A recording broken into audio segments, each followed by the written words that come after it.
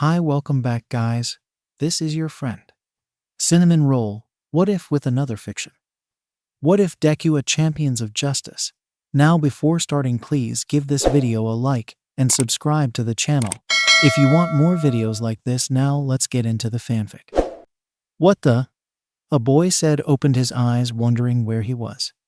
This is Ren Amamiya, a 14-year-old middle school American boy with blood typo. He has a spiky black hairstyle, dark eyes, and facial features. He has softer eyes, a kind demeanor, and a lighter pale skin complexion. He is wearing short-sleeve hood black jacket with 4 pockets, 2 on each side of his jacket, and red stars on both sides of the jacket shoulder. His jacket was opened, and underneath it, he'd had on a white long-sleeve shirt. He also has on green cargo pants with flip pockets on each side and legs with his black and white high-top sneakers. Ren was sitting on a couch and looked around. He was in a room he had never seen before. It looked like an office. How did I end up here? Ren said, holding his head with his right hand, not remembering anything or how he got here. Soon his train of thought was broken when the door behind him opened. The boy turned around to see an old man with a beard, dressed in a black kimono, walking inside. Ah, good. You awake? The old man said, walking to his desk before sitting down. Who are you and where am I? Ren demanded the old man's answer. The old man smiled without care and said, Before I answer, let me ask you something first. Okay, Ren said with a nod. What was the last thing you remember before waking up here? The old man asked. The boy thought really hard about his last moment before waking up. I was walking home from school, and I saw a little girl running into the street to get her toy ball. And then a car came out of nowhere driving down the street out of control. He said before his eyes widened in horror. Then the car was about to hit that girl until I ran right to her and pushed her out of the way in time. But then the car hit me and I died. He said the last part slowly. That's right, you are dead. The old man said, rubbing his beard. I know that this is too much to process for you right now, so take your time. He advised him. That little girl. Is she okay? Ren asked the old man. Yes, she's perfectly fine, thanks to you. The old man said with a smiling nod. The boy sighs in relief, knowing she is all right. So, since I'm dead, is this heaven? Ren asked. No, nothing like that. The old man said. This place is the judgment room. Judgment room? Ren said in confusion. Yes. You see, when a person dies, their soul is brought here to this room to receive judgment.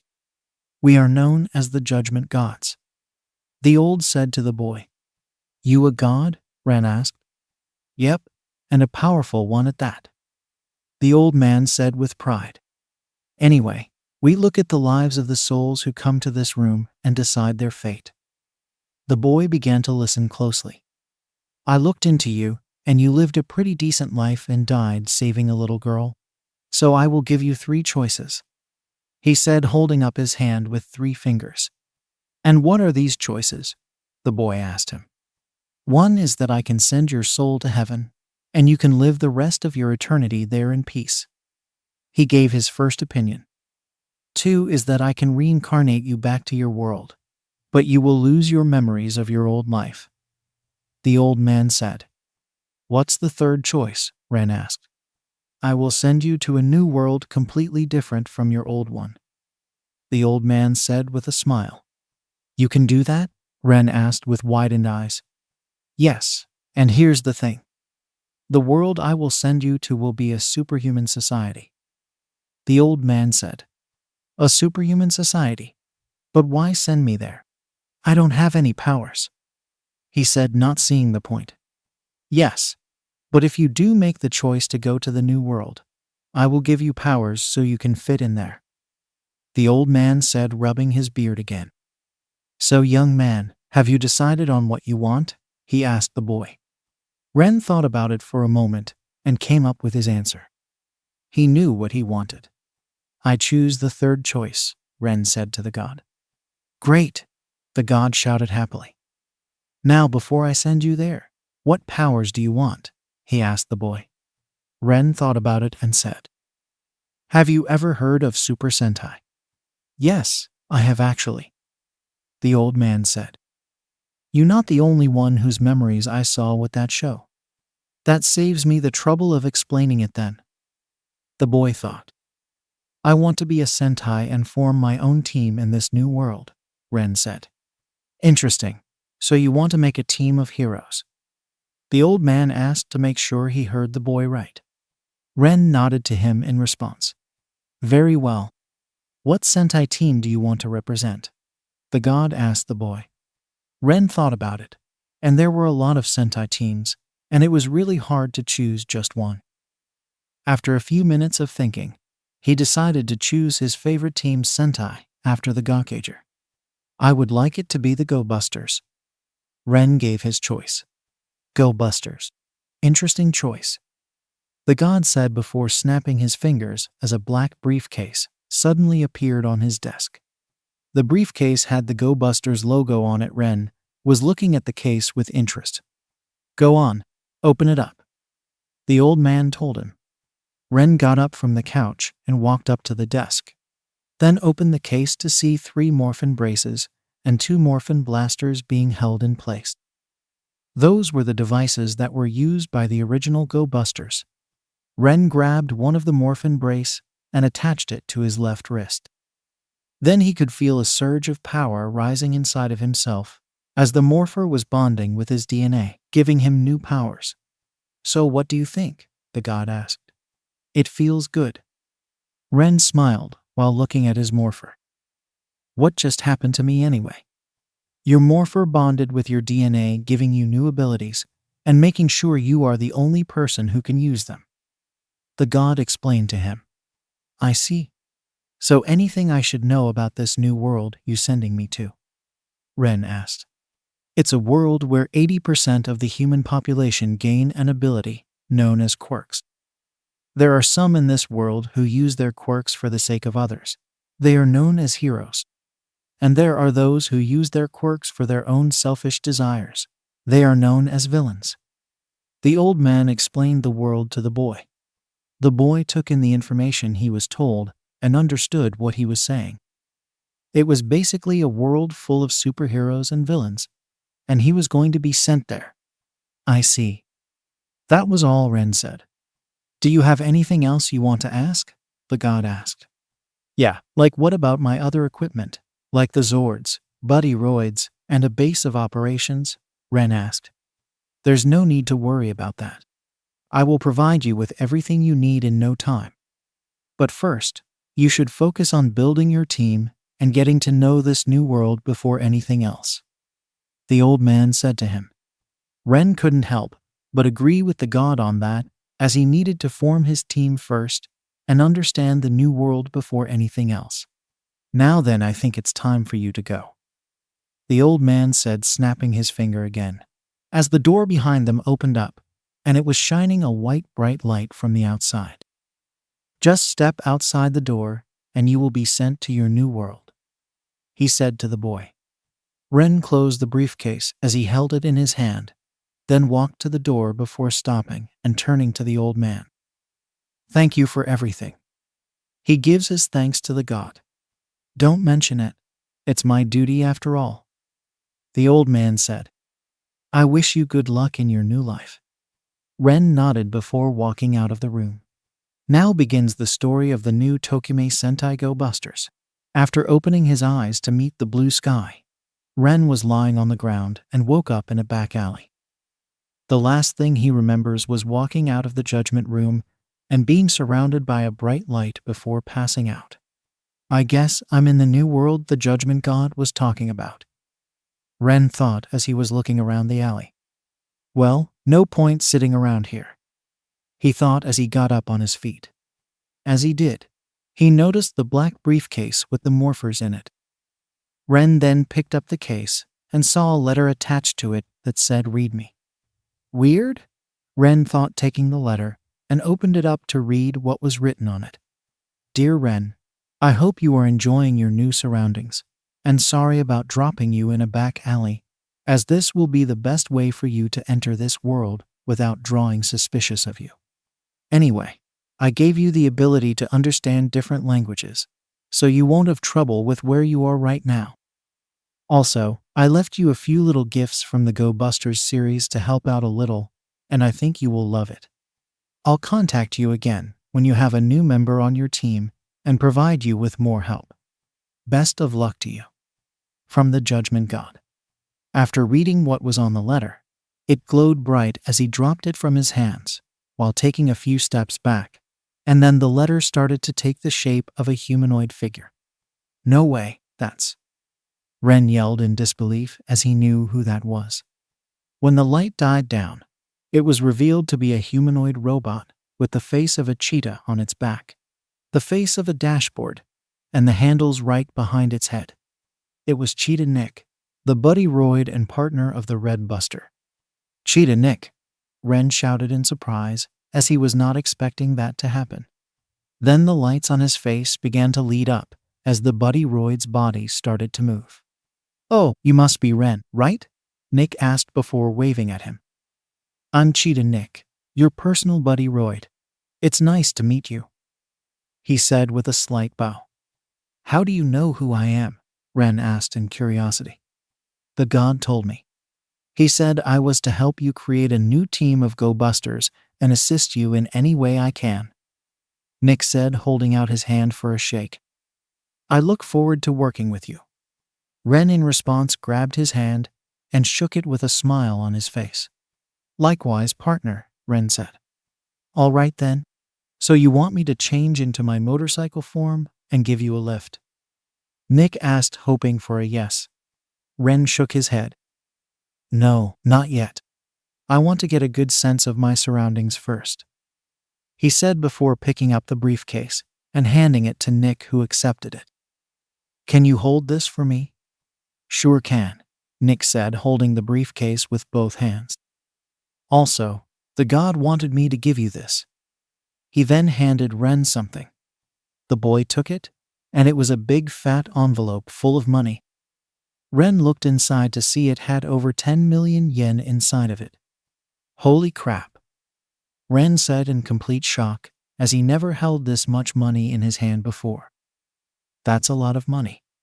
He figured you would have some money trouble since you were new to this world, so he wanted to give you a little support," Nick said before giving Ren something else. "Also here."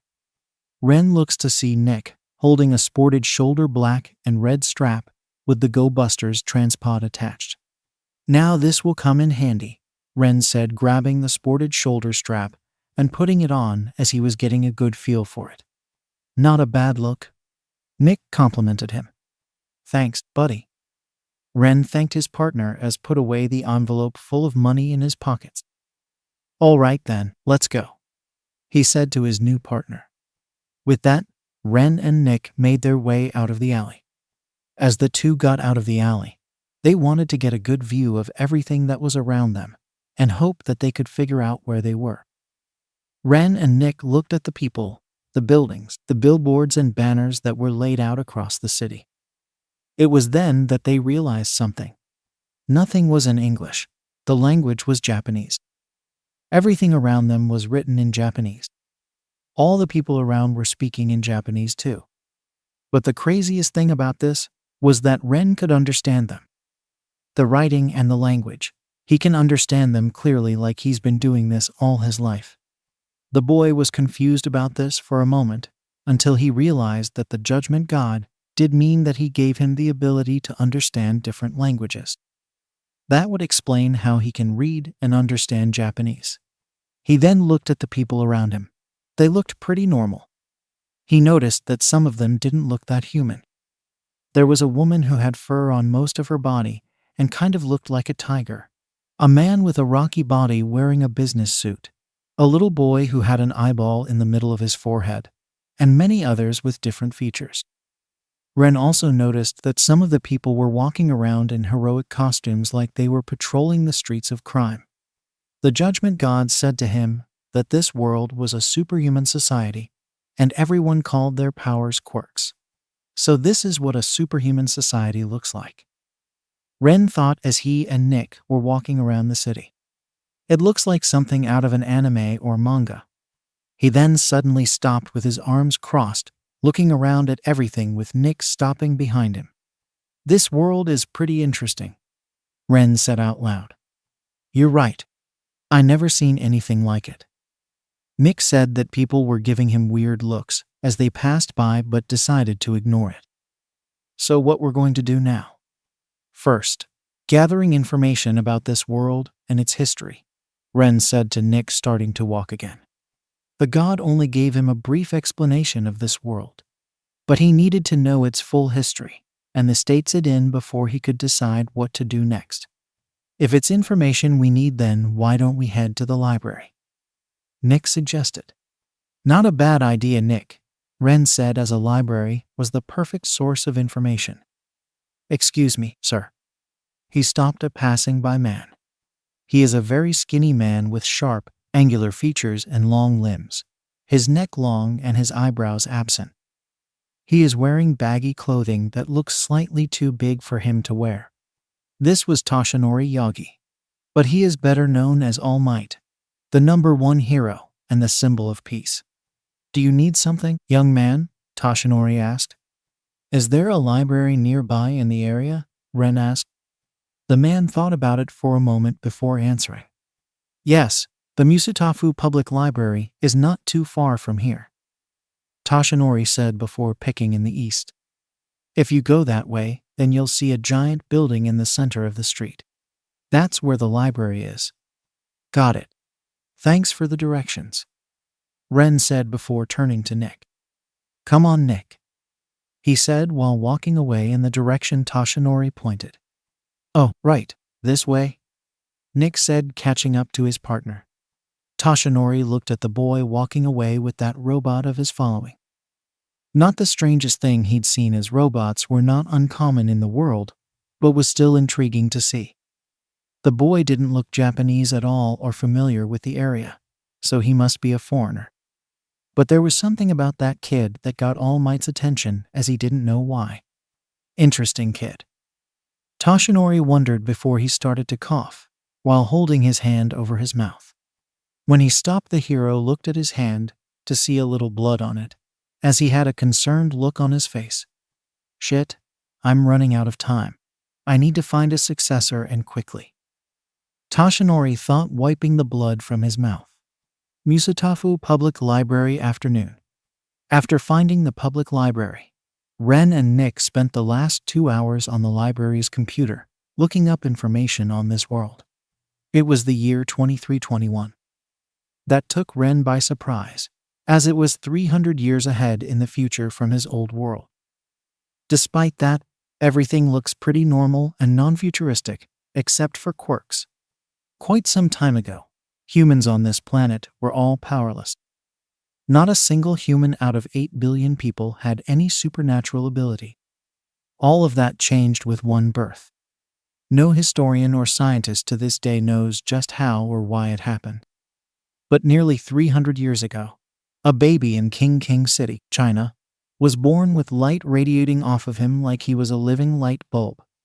From there on, more and more children were born, with each of them possessing some uncanny ability. Some could stretch like they were rubber. Others could generate ice or fire. And the list just went on and on. Right now, 80% of Earth's population each possesses a power of their very own. Those powers are what they simply call quirks. Quirks come in a very wide variety. As the name quirk implies, they are unique to each individual. However, quirks can be divided into categories based on what they do and how they function, known as quirk types. Some quirks cause a permanent physical abnormality to the user's body, known as mutant type. Mutant quirks are abilities that cause the user a permanent abnormality directly related to their power. Mutant-type quirks create bodily structures that grant the user more complex abilities that emitter and transformation quirks cannot safely provide. Oftentimes they will bestow prehensile appendages that the user can control or add structures to pre-existing limbs to enhance pre-existing abilities. Mutant-type quirks even have the ability to channel certain aspects of their user through them in a similar manner to emitter-type quirks. Mutant-type quirks are also the only known type of quirk that can be passed down through generations without necessarily bestowing the corresponding ability. As a result of this, while it's uncertain how common mutant-type quirks are, it can be safely assumed they are the most commonly inherited. While not necessarily a weakness, mutant-type quirks cannot be turned off, and sometimes cause the user inconvenience due to their malformations. However, because these quirks are passively active, they are partially immune to quirk-disabling effects. Since mutant quirks are passively active, they are the most identifiable at a glance. Users with mutant-type quirks, most often known as heteromorphs, also find themselves the most discriminated against, even by other quirk users, due to their outer appearances. Some are often pushed toward villainy due to the prejudices they deal with due to their looks. Cults also exist with the purpose of eradicating these heteromorphs. Some cause the user's body to undergo a temporary physical abnormality when the power is used, known as transformation type. Transformation quirks are abilities that cause the user to take on a temporary alteration of some kind. Transformation type quirks allow the user to temporarily transform their body in a variety of manners, sometimes enhancing existing features, removing features, or adding new features to the body altogether. Transformation type quirks usually require a conscious effort by the user to activate, though most users can be trained to initiate them reflexively, depending on the conditions required for activation, and practice to initiate their quirks with greater intent and precision. Transformation-type quirks usually require close-range proximity in order to fully utilize them in combat due to them only affecting the user's body. While transformation-type quirks are often quite powerful, their biggest weakness is that their effects are often temporary, and overexertion usually leads to negative repercussions on the user's behalf. Transformation quirks can also be limited based on the user, how resilient their body is, and the resources they have available to them. Some users condition their bodies in certain ways so that their quirks can operate more effectively. Transformation-type quirks are the only known type of quirk that can bestow the user attributes they do not normally exhibit by default. Because this type of quirk combines the activation time and mutant shape aspects of the other quirk types, it is also often known as hybrid or composite. Transformation-type quirks generally affect the user exclusively. Transformation seems to be the least common type of quirk. Finally, some quirks don't cause any abnormalities to the user's physical body at all, known as emitter type. Emitter quirks are abilities that allow the user to generate and possibly control certain things, or alter existing things around them in certain ways. The emissions of emitter-type quirks can have a wide variety of properties and abilities.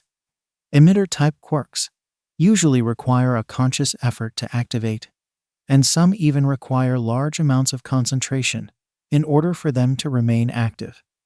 Emitter-type quirks can also have various ranges. While some users require physical contact to use them, others can have much longer ranges with no distance restrictions. While most emitter-type quirk users generally have a handle on their own emissions, it's also possible for users to hurt themselves by coming into too much contact with their quirk.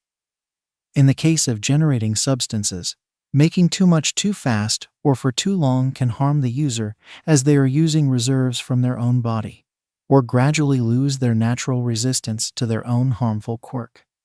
While some things produced by emitter-type quirks have common properties, some are unique to the user, and thus have special properties. Those who alter the properties of things around them can also widely vary in effects, from molecular alteration to molecular destruction. Some emitter-type quirks cause the user's body to take on a temporary alternation. While such quirks would normally fall into the transformation class, the difference is that these powers require the user to take in an outside resource in order for the quirk to activate. Emitter-type quirks are, by a wide margin, the most common type of quirk. Aside from the three quirk types, Quirks can also be categorized into subtypes. A quirk can fall into a given subtype regardless of what type it is. In other words, a given subtype can be designated to quirks of all three types, so long as the quirks possess an aspect that fulfills the requirement to be considered as part of that subtype. Society fell into chaos with the rise of these new abilities, which changed the concept of what it meant to even be human. Many people started to use their powers for their own cause. Fortunately, there were people who wanted to counter these new criminals. As such, these are how heroes and villains came to the known world. Those who use their quirks for the sake of peace and order of heroes. Villains are people who use their quirks to commit crimes, cause destruction, and potentially put innocent lives at stake. There are many different types of heroes and villains in the world. Right now, their society lives in the age of peace, where heroes' work becomes a prestigious job. Many dreams of being a hero. For that, there are many special schools to teach it. Unfortunately, not everyone can be born equal, as the remaining 20% of the global population were those who are born without any superpowers whatsoever. Quirkless people are the people who possess absolutely no quirk, particularly unique features, or anything that would put them under the classification of being superhuman. Society reacts differently to quirkless people. In some instances, one is the subject of mockery and prejudice. Whereas with others, although they might have a good relationship with people with quirks, the quirkless can be seen with pity simply for being quirkless. Commonly, anyone who does not possess a quirk is considered to be weak and worthless, or that their circumstances are incredibly unfortunate and rare. As time went on, the shock and fear over these powers died out, while the population of superhumans only grew to the point where they are now. Over time, new laws were enforced and changed in order to adapt to the times, but as it stands now, only registered and licensed heroes or heroes in training with provisional hero licenses are allowed to use their quirks to save others, with only a few special exceptions. In an effort to preserve order in the superhuman society, there are several laws and procedures in place to ensure the conscientious use of quirks. Public display of quirks is against the law, except in cases of self-defense, such as when one is under attack or preventing someone else from being attacked. Certain quirks also have more regulations than others, like glamour. Citizens are required to have their quirks registered with the government. It is possible for the details of a person's quirk registration to be changed, as it is quite common for people to discover new things about their quirk that they were previously unaware of. During elementary school, children receive quirk counseling in order to learn how to use their powers responsibly. Aspiring pro heroes undergo special education during their high school careers and receive licenses that give them the authority to use their quirks freely. You can only get a provisional hero license in high school, but you'll have to graduate to get a full-fledged license. If someone uses their quirk to save people without a hero license, that would be an act of vigilantism. Vigilantes are people who voluntarily carry out duties, usually done by pro heroes, without paying attention to the law. Due to the hero regulations and quirk restriction laws, people are not allowed to perform heroic duties on their own, and vigilantism is therefore illegal. The origins of heroes can be traced back to the vigilantes. When quirks started to manifest in this world, there was no organization that controlled the pro-heroes, and they were therefore vigilantes. The pro-hero system was first put into place in Rhode Island, USA under the Rhode Island New State Statute. 189 vigilantes were affected by this statute, with only 7 being accepted as official pro-heroes. Nowadays, most of the vigilantes have vanished. However, there are some who have been regularly active in their activities to help people and dispense justice as vigilantes. Some pro-heroes had never taken action against some vigilantes or left them so long they did not abuse their quirks and go on a rampage. The use of quirks in public without a hero license is prohibited by law. Law enforcement tends to look the other way if a person uses their quirk for something harmless like traveling or helping an elderly person cross the road. But using a quirk dangerously will be punished severely. Taking all of this, Ren absorbed the information and came to a conclusion. This world society is a hero's paradise, but also sucks, Ren said in disappointment as he was rubbing his eyes. While there are some things in this world he is okay with, but there is a lot of stuff here he thought negatively of. Currently, there are two contradicting definitions of heroes within Ren's mind. One is that of warriors sworn to live a life of servitude. The other is what you call glory seekers. Individuals are mostly concerned with fame and prestige. Quirks just suddenly appeared with no warning and completely changed the whole world. This world might have superheroes, but the fact that many heroes in this world take their gifts for granted and do not use their powers to benefit others as a whole. And while the concept of pro-heroes and heroes license have their merits that make sense, it's also a system that can be easily abused or exploited by higher authorities with ulterior motives. While he can acknowledge the existence of heroes because they work similarly to the Super Sentai and a new job profession due to the state of the world, but was disgusted when some heroes only went fame and glory. Pro-heroes might not come to answer help because it's not in their own benefactors' interests, and because the hero agencies are sponsored or controlled by either state or private enterprises. Pro-heroes can be easily corrupted by greed and egos, which will hurt people. Another reason Ren considered why this world's society sucked. Many pro-heroes are motivated by fame, money, and glory. Ren felt kind of disgusted by it. He saw fictional worlds where the lives of innocent people are far more important than money, glory, and fame, like the DC, Marvel, Super Sentai, Power Rangers, Ultraman, and Kamen Rider universes. They may have the money and resources they want to live a lavish lifestyle, all thanks to their companies. Hell, some of them were just ordinary people living regular lives before being thrown into their shit shows.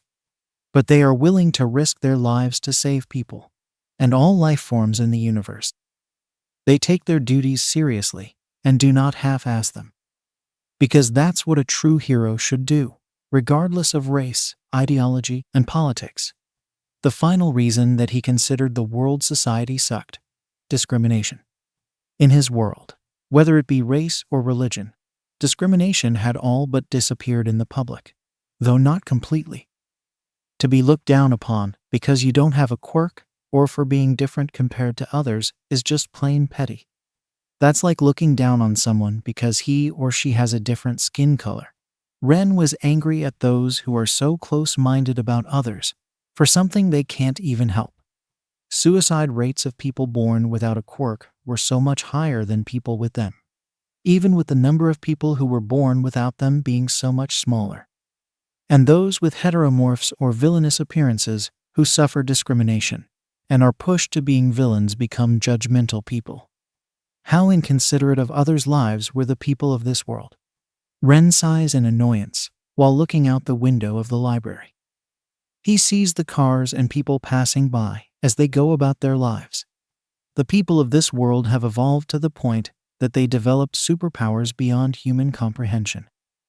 Not even my old world could compare to this society. Even then, how blind can these people be? With all the villains roaming around, you would think that everyone would at least get along and fight a common enemy. However, the humans in this world only care more about their public image or careers instead of helping others in trouble. And they discriminate against those who are born with no powers or features that don't meet society's standards.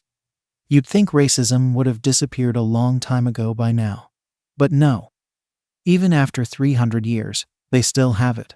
And for something as petty as having a cool power versus a weak power, or just no power at all and looking different.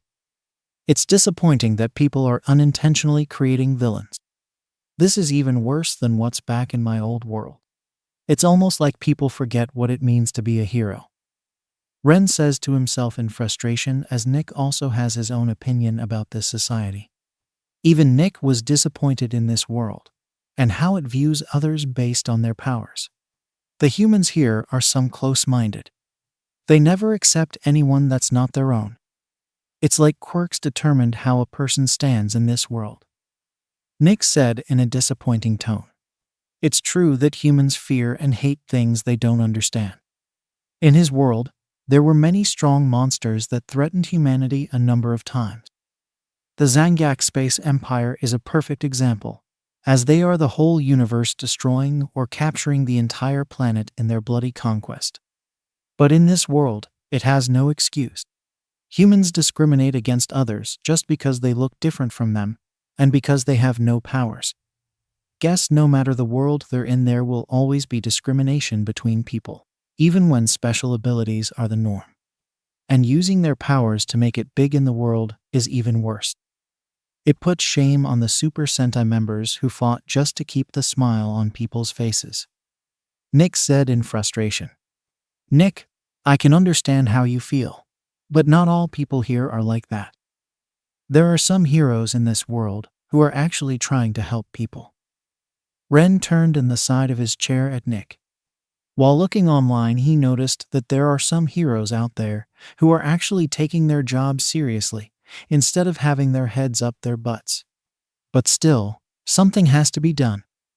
This world may consider those who are quirkless useless. Ren said to himself, now standing straight with his head up high. Might as well prove them wrong. Time to show the world what the Super Sentai can do. Heroes without powers. But Ren, if you do this, it will be vigilantism, and the people in this world don't take too kindly to that, Nick said in concern. So, in a way, all Sentai are vigilantes because they fight beyond the law to protect the lives of the innocent. Ren explained to his partner, which are all superheroes he knows from his world. Nick, I'm a Sentai now. It may be our duty to protect the people of this planet from any who threaten it, regardless of what the law may say. Being a hero is more than some job where you wear a costume and need to have some sort of flashy, useful, or powerful quirk alongside a license to be allowed to work. Ren resumed what he was saying. A true hero is someone that fights for the right thing, and just for the sake of it. It's someone who doesn't need an excuse or a reason, such as a license, to help those in need. They know that they are not always expected to be rewarded or recognized for their even so. So they keep fighting to make the world a better place. Even if everyone sees me as a quirkless loser or a criminal who practices vigilantism, I will keep on fighting for what I believe to be the right thing. I'll show this world the true meaning of what a hero is, until the very end. Nick couldn't help but feel touched upon hearing his partner's words and reasoning. This was a true Super Sentai in the making. You're right, Ren. Whatever choice you make, I will always have your back. 100% of the way, Nick happily said to him. Thanks, Nick. I'm lucky to have such a great partner and friend like you, Ren said, patting his shoulder. Haha, thanks, Nick said in embarrassment. So now that we know about this world, what's next? Before Ren could answer, he felt his stomach growl from hunger. Let's eat, Ren stated that he didn't have anything to eat all day. Musatafu Street's evening. In the back of a dark alley, a blonde-haired man was watching the heroes searching for someone. His outfit consists of a black. Underneath this, he wears a red tank top, a dark jacket that hangs around his waist, dark-colored pants, and black knee-high boots. Ha ha ha ha, he was laughing crazily. These heroes think they can catch me. Let them try. Just makes me even more excited to see their blood, the man said with a bloodthirsty smile. Now how should I do this? The man was thinking of fighting the heroes. Should he just attack them one at a time, fight them all at once, or just go on a rampage? Anyway, it doesn't matter as long as get to see their blood. Okay, so who should I kill first? The blonde-haired man was searching for his next victim. Then he sees a couple with matching clothes walking by. They both had matching hero costumes.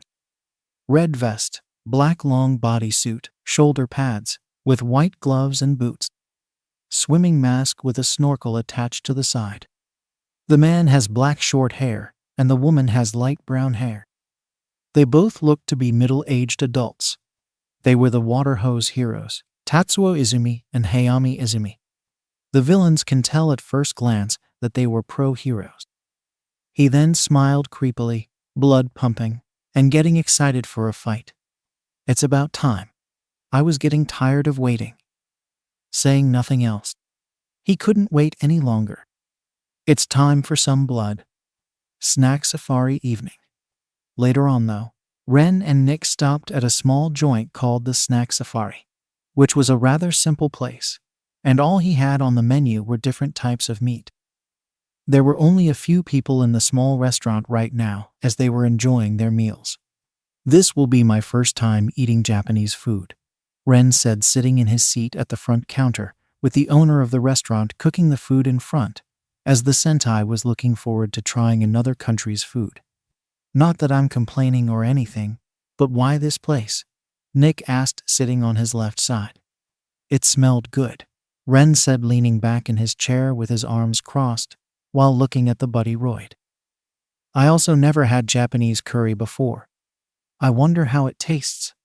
They say trying new things can be a good experience, Nick said in agreement, then began to look at Ren.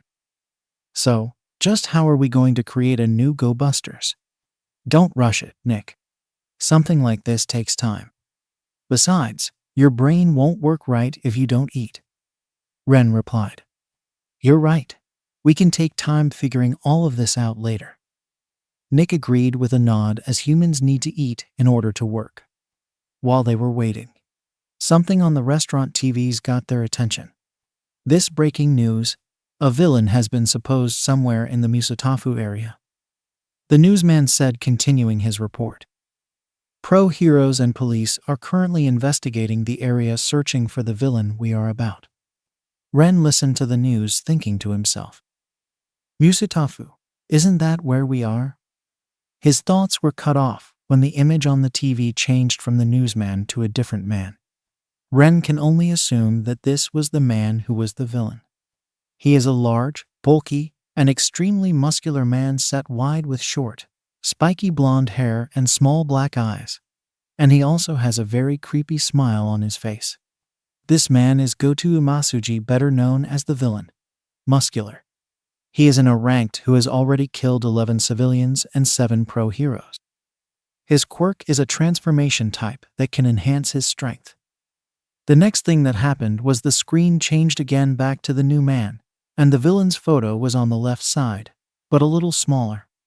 The villain is incredibly dangerous, so police have asked all civilians to stay indoors until the crisis is over. The man finishes his report and moves to his next one. Now on to other news.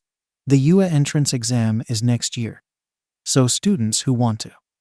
At that point, Ren and Nick just stopped listening, as everyone in the restaurant that heard the news report had concerned expressions on their faces, as they hoped a hero would stop that villain.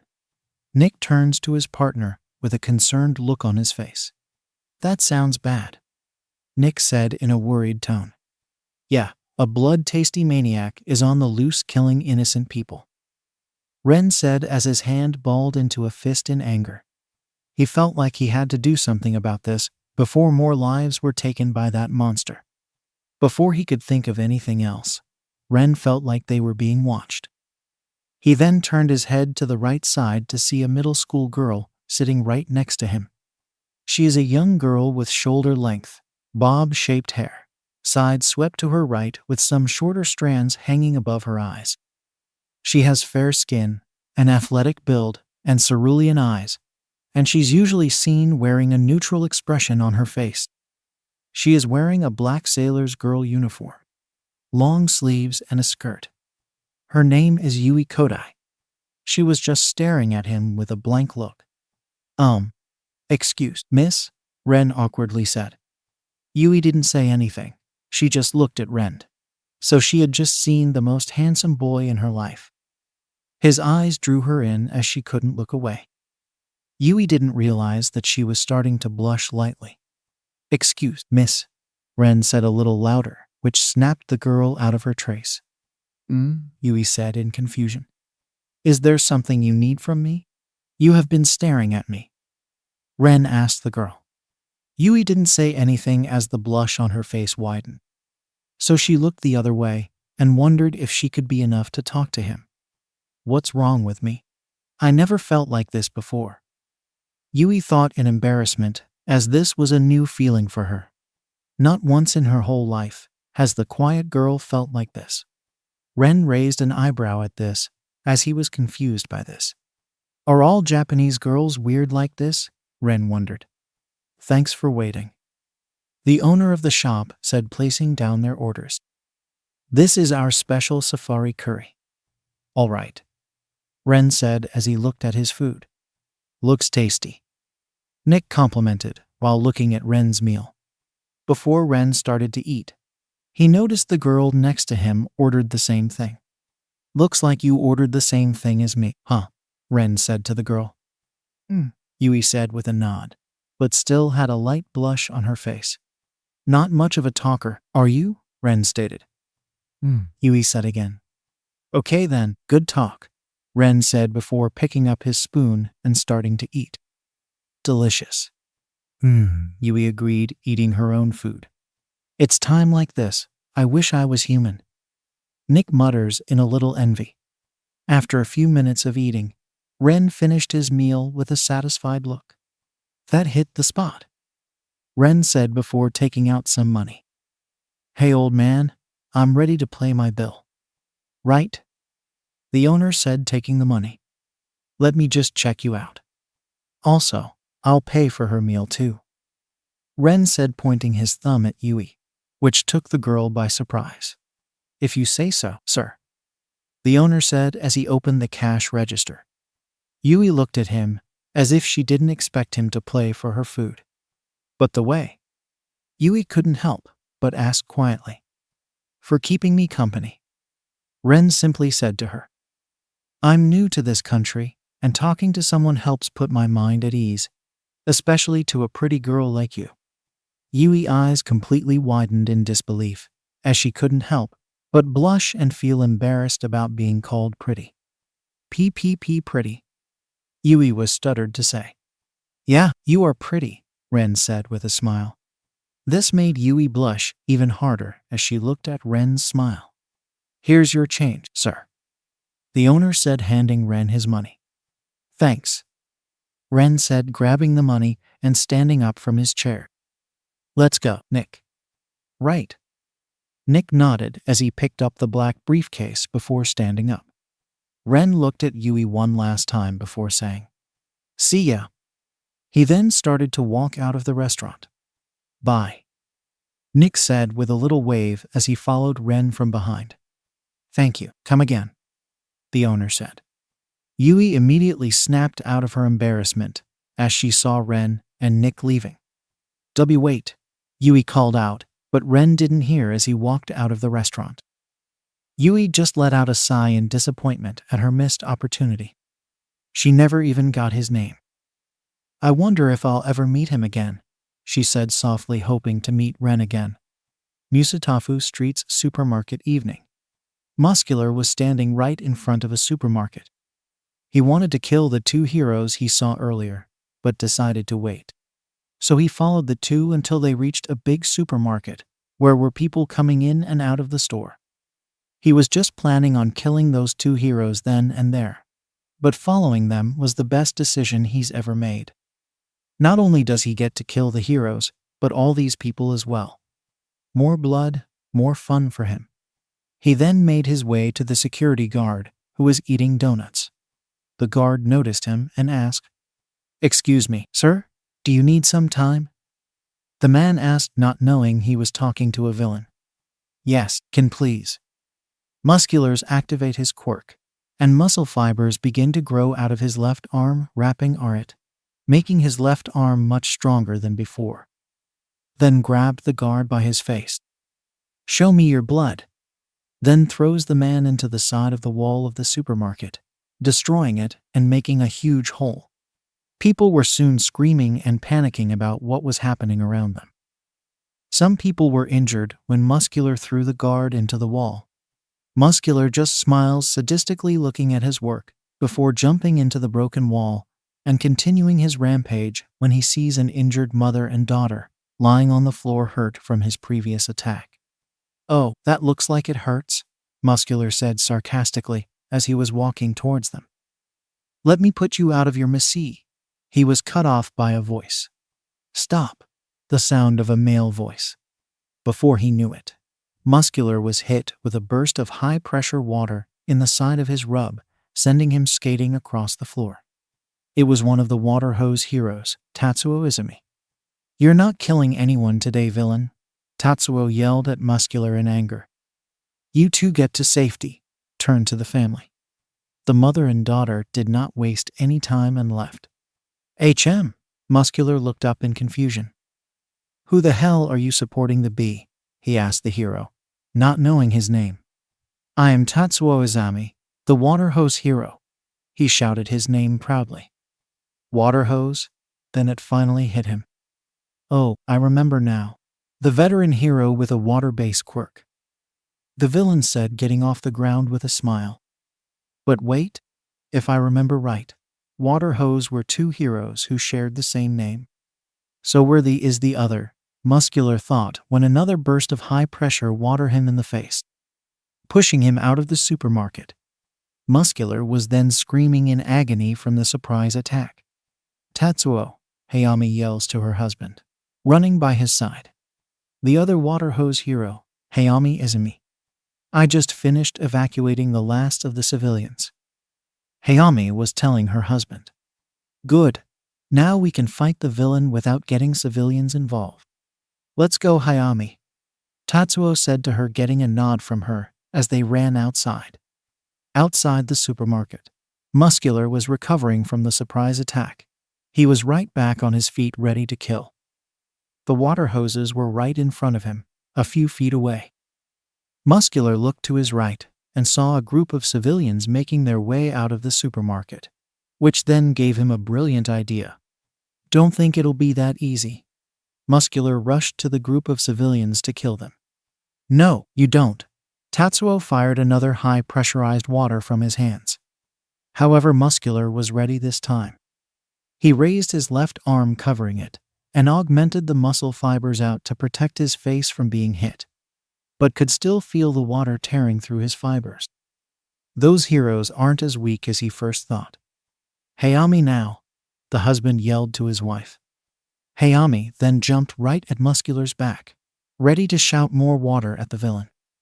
She then shot water from her hand into Muscular's back skull, but Muscular used his other arm covered in muscle fibers to protect himself again. Then he grabbed Hayami by her arm, throwing her at the crowd of civilians. Tatsuo then rushed at the villain with furious attacks of water bullets shouting from his hands. Muscular countered by punching each of the water bullets with his muscle fibers arm. The water bullet tore through his fibers a little bit, and some of the water bullets nailed him, but he powered through the pain. When Muscular was close enough, he threw a punch at the male hero. Tatsuo managed to block the attack with his left arm, but he felt his bones being broken from the impact of the punch. "Awa!" Tatsuo screamed in pain while landing on the ground holding his broken arm. "Oh, no, Tatsuo!" Hayami shouted, recovering from his attack. "You bastard! Take this ultimate move, water cannon." In anger, Hayami placed both of her hands together and shot out high-pressure water from her hands. But this time it was even stronger than before. Muscular turned, crossing both of his arms in front of his face and putting even more muscle fibers around his arms and body. The high-pressure water hit the villain's muscle fibers. Feeling the pressure of the ultimate move, Muscular could feel his fibers being chipped away by the second. But he then started to run straight forward like a bulldozer to the female hero, even with her ultimate move hitting him. Hayami saw this coming and disabled her ultimate move to dodge the assault at the last second. Muscular swung his right arm to the side, hitting Hayami in her ribs, making her roll to the group of civilians in pain as she was holding her right side. Hayami felt like her ribs were broken. The civilians who saw this were trying to sneak away while the fight was going on. Where do you all think you're going? The crowd froze in fear and couldn't move an inch. Don't think I haven't forgotten about all of you. When I'm done with this hero, you're next on my list. Muscular said, which scared the shit out of the crowd. With a grin on his face, Muscular grabbed Hayami by the neck and was about to break it until ultimate move, water cannon. High-pressure water was hitting Muscular on the left side of his face. Ow! The villain screams in pain, letting go of Hayami, and is sent into a wall before it crumbles onto him. Muscular was now buried under a pile of rubble. Everyone turned to the side to see Tatsuo, with both arms up together before falling to the ground due to exhaustion and pain. Tatsuo, Hayami said, running up to her husband's side. Are you okay? She said in concern for her husband's well-being. I'm fine, Hayami. I'm just glad you're okay, Tatsuo said with an exhausted look. The civilians were now crying in celebration due to the water hose hero's victory. They did it, a woman yelled. They actually beat a ranked villain. A man said in shock, but still happy by their victory.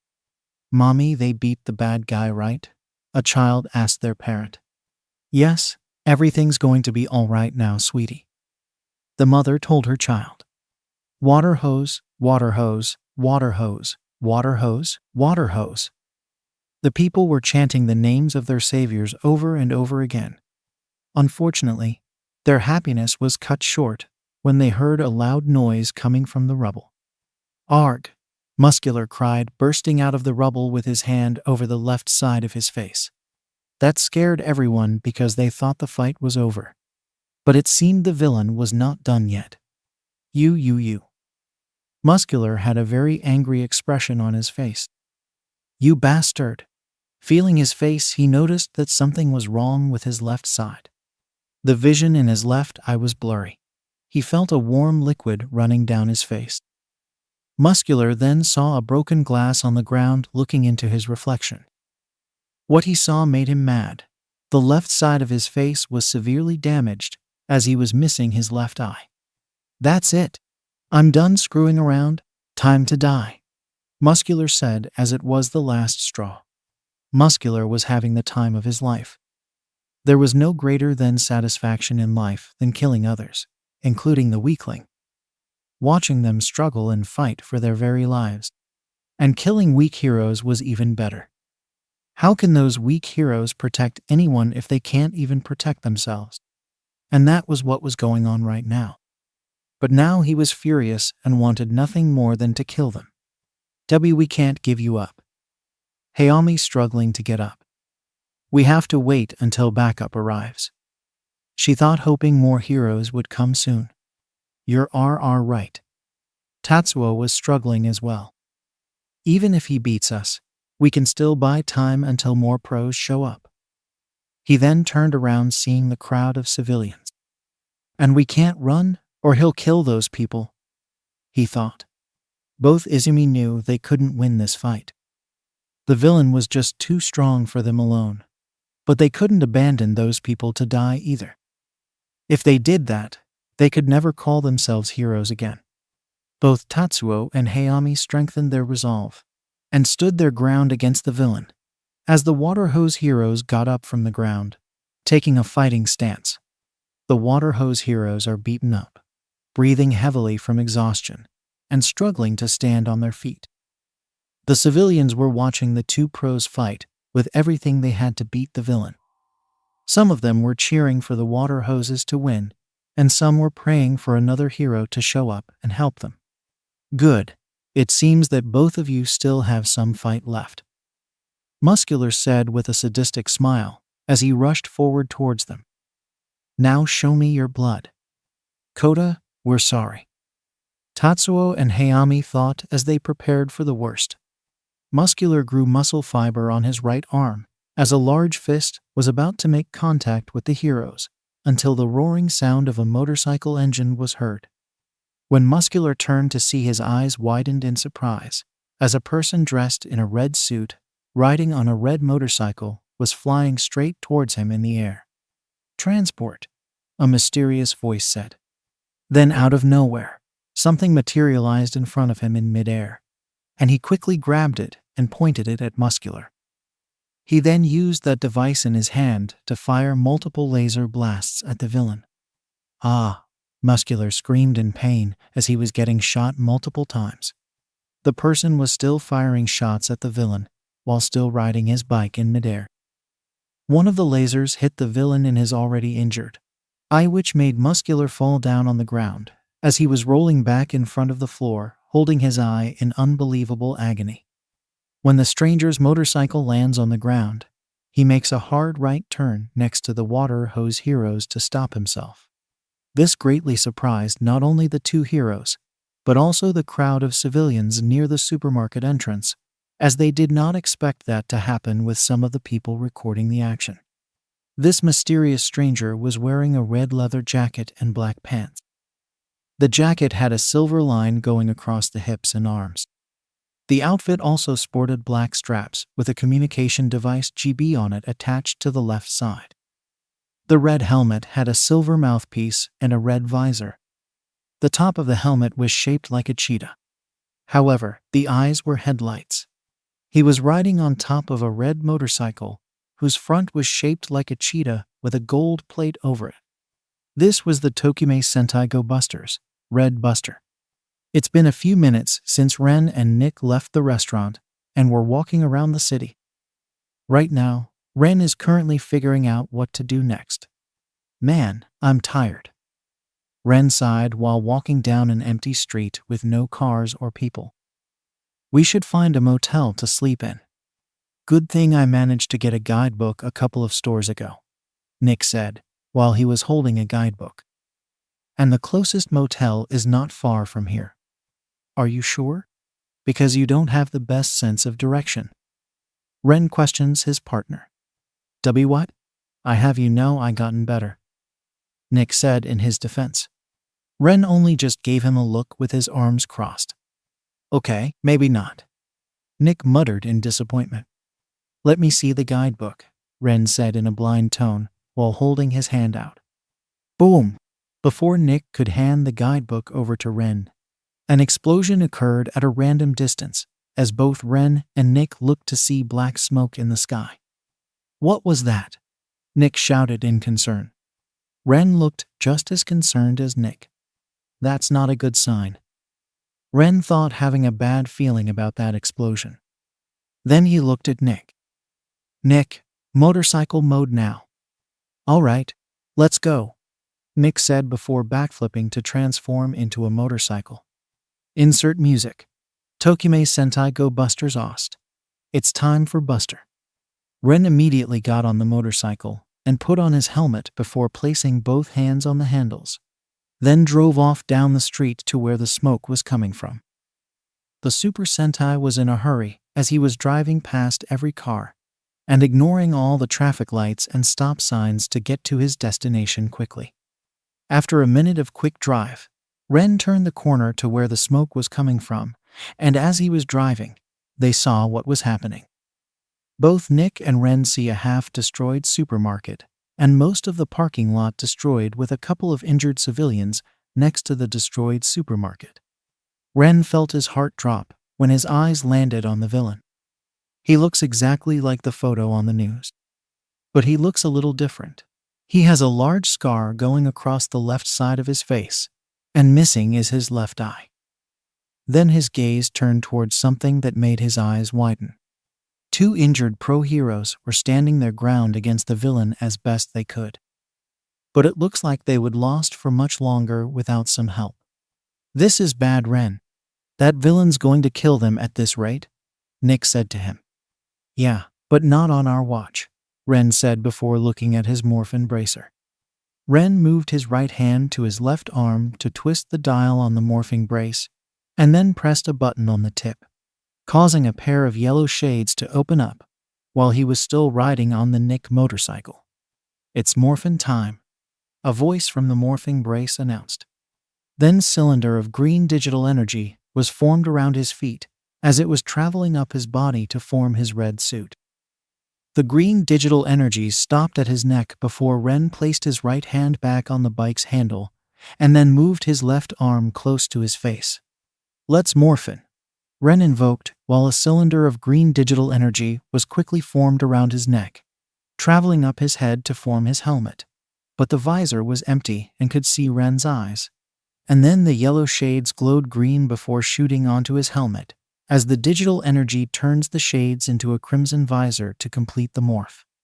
Now that he finished his morph, Ren pulled his hand back on the motorcycle lever to increase his speed. As the Red Buster was about to reach the supermarket, he saw a wooden mini ramp and had an idea. So he drove to it and rode off the ramp to get some air. As the Buster was flying straight at the villain, Muscular heard the sound of a motorcycle engine and turned to see someone dressed in a red suit, riding on top of a red motorcycle that was flying straight towards him in the air, which surprised the villain. Ren immediately tapped his transpod to summon a weapon. "Transport," a voice from the transpod announced. When he did that, the Ichigan Buster digitally materialized in front of him in midair, as the Red Buster quickly grabbed it and then pointed the blaster at Muscular before opening fire at the villain. "Ah!" Muscular screamed in pain as he was getting shot multiple times.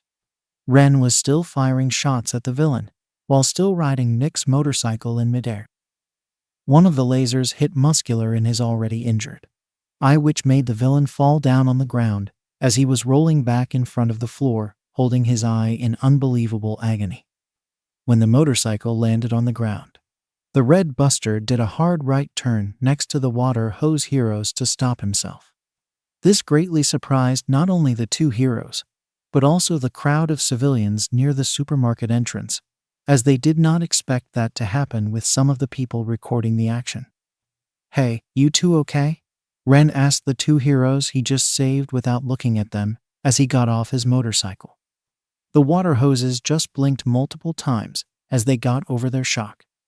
"Why, yes, we're fine, but who are you?" Hayami asked the Sentai. "I'm the Red Buster, a Super Sentai and leader of the Go Busters," Ren answered as he kept his eyes on the villain. "Super Sentai? Go Busters?" The water hose heroes thought in confusion as they never heard those terms before. "Red Buster? I never heard of a pro hero with that name," Tatsuo said. "That's because I'm not a pro," Ren said, surprising the two heroes. "Then you're a vigilante. What are you doing is completely against the law. You need to leave," Tatsuo tried to say, but he was too injured to say any more words. The woman was in no better condition either. "I don't think you have any right to say that since he just saved you two from certain death," Nick said, which made the both of them jump in surprise. Did that motorcycle just talk?" Hayami asked in surprise. "Not the time," Ren said, walking over to them and placing the water hoses on Nick. "Nick, take them to the other civilians. I'll handle the rest," he told his buddy Royd. "On it," Nick said before carrying them to the other civilians. End music. "Stop. Don't do this." Tatsuo tried to protest, but was too injured to do anything. "Please don't," Hayami said as well. But it was in vain, as their voice fell to death's eyes, with Ren turning his attention back at Muscular, who was finally recovering from his pain. "You damn bastard. You shoot my eye." Muscular looked at Ren in hatred. "Not so fun now, when you're the one getting hurt," Ren said to him, which only made the villain angrier. "Just who in the hell are you supposed to be?" Muscular yelled at the Sentai. Insert music. Persona 5 Ost. Willpower. "I'm the Red Buster, and I'm here to shut you down for good, Muscular," Ren declined as he got in a fight stance. At this moment, Ren noticed all the people watching their fight. He realized the risks were bigger than to himself and Nick, or the water hose heroes. Innocent people were relying on him too, people with lives and families of their own. And so was society itself. If he let Muscular escape, he would cause a catastrophe wherever he went. And he had already seen a number of bad guys just like Muscular from the DC and Marvel universes. If he could cause this much damage to a supermarket within minutes, what could he do if he were to escape? The amount of people who would die for him would be massive. He couldn't let Muscular win, not only for himself and his own life, but for everyone else too. Muscular in response laughs maniacally to this before rushing at his prey. You think a weakly like you can stop me? I'll crush you like a grape and bath in your blood. Muscular merely creates more muscle fibers as he uses it to increase his leg's speed and throws a punch at Ren. Any other person probably wouldn't be able to avoid an attack like this in time, but not the Go Buster. When his punch lands on Ren, it fades right through him like he is hitting air, which was an image the Red Buster made by using his superhuman speed. What? Muscular yelled out his surprise as he watched the after-imagined fides in green data. Where did he? You're too slow, Ren said as he was behind Muscular without him realizing it, as the Buster was in a running stance. When Muscular twists his body around to hit the Red Buster with his muscle fibers arms, Ren easily dodges it thanks to his speed as his body glows slightly green, getting behind the villain's back again before he notices, and fires multiple lasers blast at him, which damages him. Damn it, that hurts you, Bart, Muscular said, covering his body with more muscle fibers to increase his defense.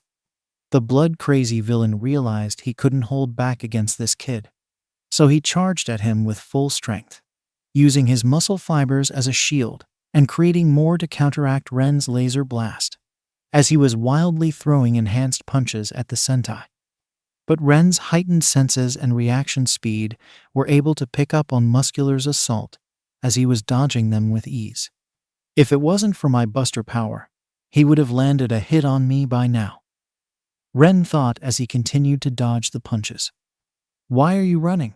Show me your blood, Muscular said as he increased his speed and dashed towards the Go Buster. He's going to die, a man said in concern. Get out of there, a woman demanded. Muscular delivers a powerful punch, which Ren uses to jump on top of his opponent's arm, and then kicks his already injured eye, making the muscle villain howl in pain before falling over. The Red Buster used the moment of the kick to perform a backflip in the air as he pointed his Ichigan Buster at Muscular and fired more shots at him. The laser blasts didn't do that much damage to him because Muscular was protected by his muscle fibers, but he still felt the pain. When Ren lands, he knows he needs a new strategy for dealing more damage to the villain. I'll have to try something else, Ren said before tapping his transpod again. Transport, a voice from the transpod announced.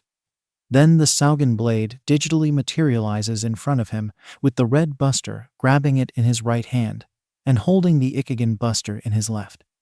You know, kid, that was pretty clever of you, Muscular said as he got up. The muscle fibers still wrapped around his body and arms, granting him incredible strength. Going for my head since it's not protected from my quirk, dodging my punches at the last second to get the upper hand. But it's not enough to stop me. We'll see about that, Ren said before firing more lasers at Muscular as he ran towards him. Muscular was able to block his face from the laser blast as Ren was getting closer and sent a direct punch into Ren's midsection. But Ren spun out of the way in time, much to the shock of Muscular, as he used the momentum of the spin to cut through Muscular's muscle fibers to hurt him. Fuck, Muscular cursed as he tried to attack the Red Buster again.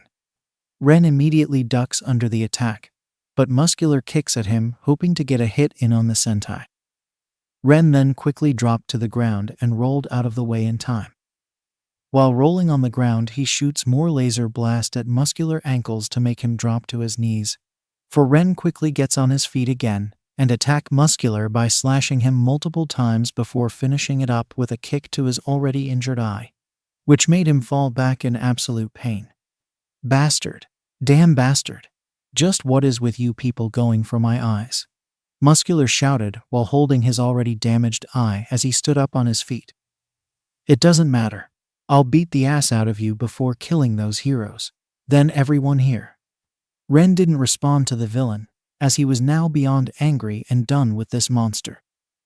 The Red Buster then ran all around at the villain with his superhuman speed in a slightly green and red blur that was created after images, sending a chain of attacks, constantly slashing his sword, breaking through Muscular's muscle fiber shell, and finishing the assault with a roundhouse kick directly onto his back head, knocking him face first on the floor and seriously injuring him.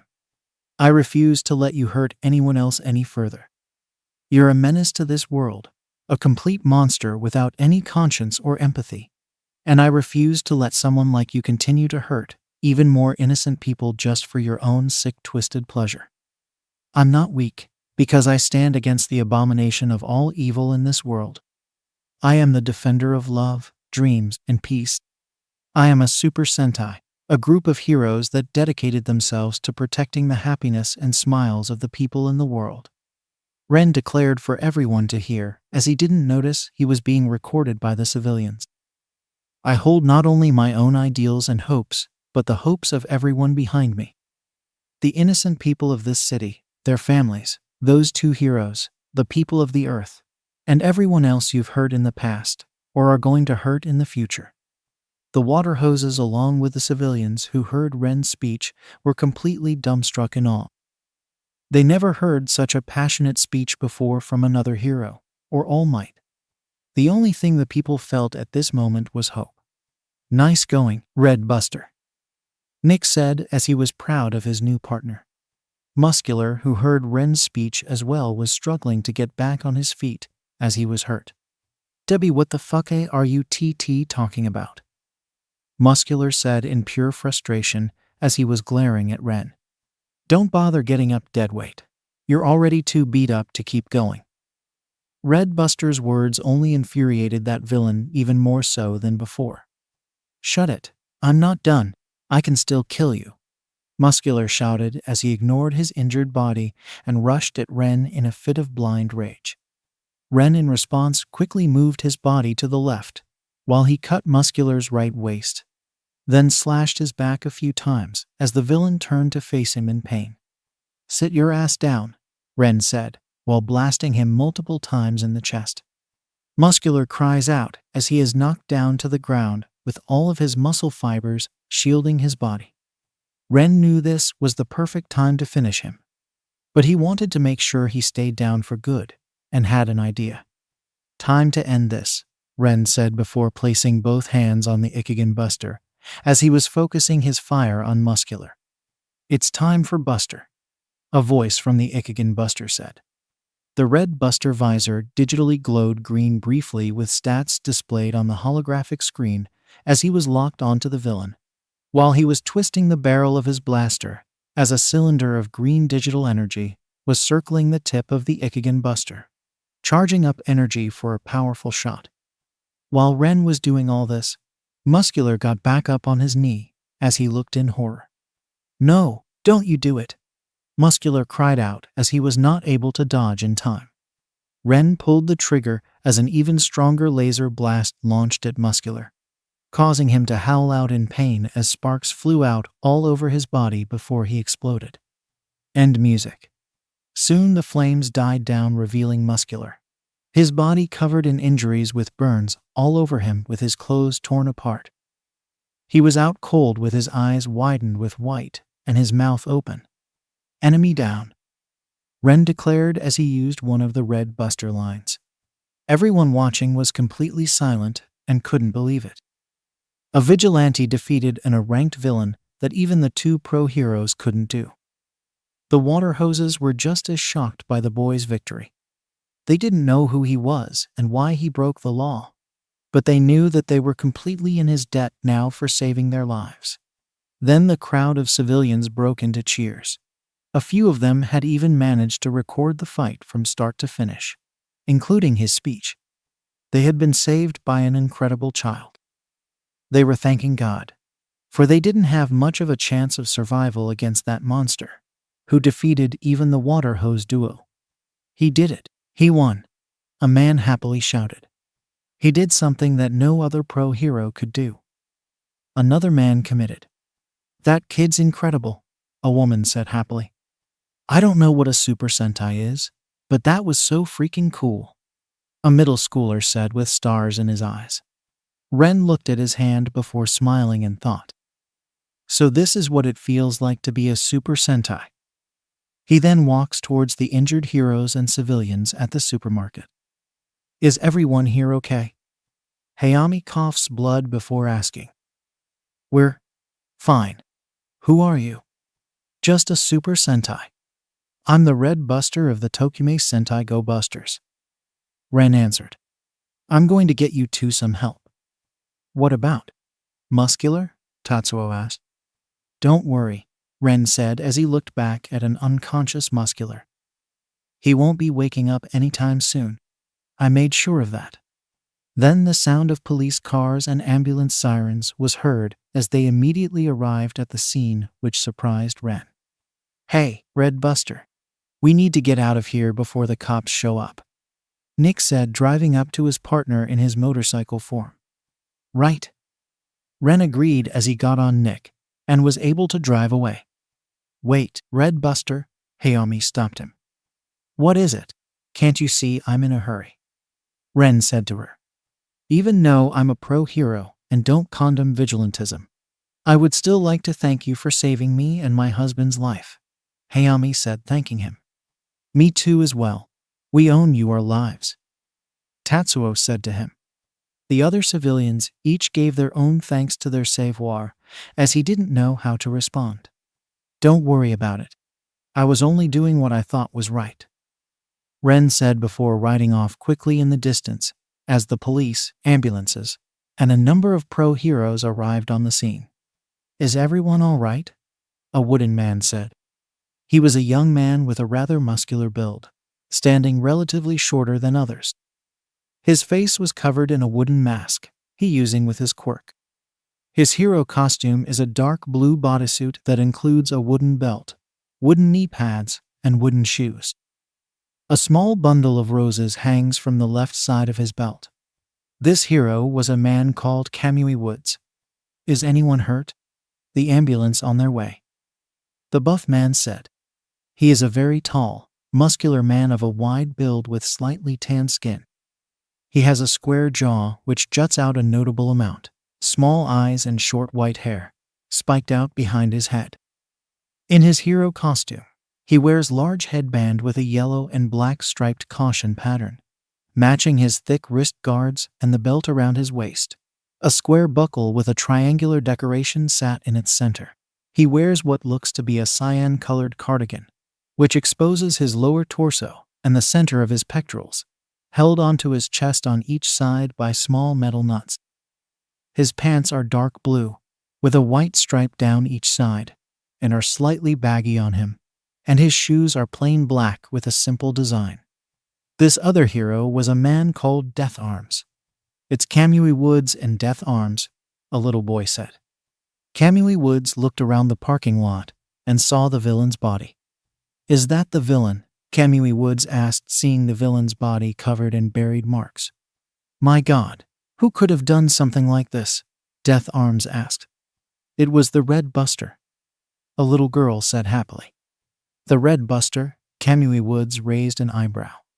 I never heard of a pro with that name before, Death Arms said in curiosity. That's because he's not a pro hero.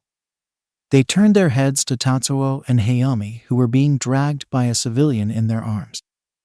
That young man who was responsible for defeating the villain was a vigilante, Tatsuo said to them. None of us would even be alive right now without his help. Hayami weakly said. I recognize you too, the Water Hoses heroes, Kamui Woods said to the Venture heroes. Can you explain to us what happened here? Tatsuo and Hayami then explained everything that happened to the villain showing up and the Red Buster defeating him. The two pros were surprised that a vigilante showed up saving Venture heroes and defeating an ranked villain all by himself. So a kid acting as a vigilante was responsible for all of this, Death Arms said in annoyance. Indeed, it's true that this Red Buster did beat the villain, but his actions put himself in danger along with everyone else here, Kamui Woods said, thinking what this Red Buster did was reckless. In any case, those two need medical attention as soon as possible, along with any other who was hurt by the villain. Soon the police officers were dragging the unconscious villain into custody. Reporters were taking pictures and reporting on what was happening, and paramedics were checking on injured civilians. The medics tended the water hose hero's wounds and took them to the hospital, while Kamui Woods, Death Arms, and other pro-heroes were wondering how they were going to deal with this new vigilante. "I am here." A loud booming voice was heard as the number one hero, All Might, came down from the skies and landed perfectly on the ground. "Show yourself, villain. Your vile villainy ends." He was then cut off. "All Might, I'm afraid you're already too late. The villain's already defeated," Death Arms said suddenly, as he too was surrounded by his number of fans, as well as the other heroes. "What? How? Did you defeat him?" All Might asked him, as he is now too surrounded by his fans and reporters. "No, someone else did," Kamui Woods said, as he's struggling to keep his fans away from him. "Who?" All Might asked. "Someone who goes by the name of Red Buster.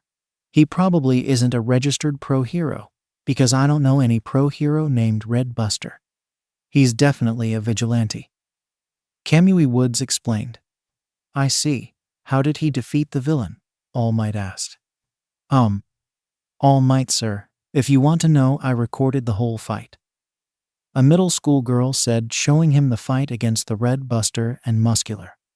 As the video played, the number one hero watched every detail of the fight, from how the Go Buster arrived, his fight with Muscular, and how he finished off the villain. A motorcycle, a sword, and laser gun. Those looked advanced for hero gadgets, All Might thought, as his old friend David's shield never made anything close to that. He's also moving and reacted faster than the villain could anticipate. It has to be some kind of speed quirk. That speed he was moving at was similar to Hawk's and Edshot.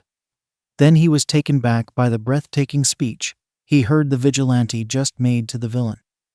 Never before in his hero career has he heard such a passionate speech from any hero or vigilante.